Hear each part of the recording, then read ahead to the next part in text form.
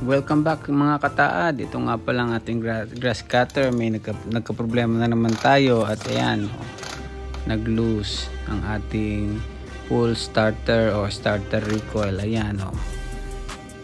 Ngayon, ito tatanggalin natin para makita natin ang problema. So, one. Taran! Yan na. Tanggal na natin yung yung recoil. Ang problema natin ay naubos yung ngipin na sumasabit dun sa starter. Ito. Yan, nakikita niyo ba yun? Yung kuwit na yun, ayan.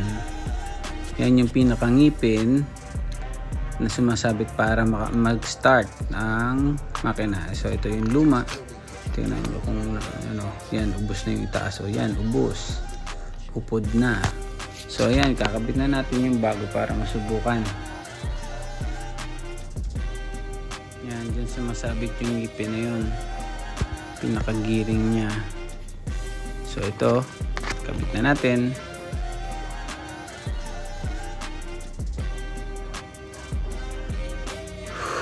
Haya! Yan, kabit na. O, ayan, subukan na natin. Paandarin na natin to.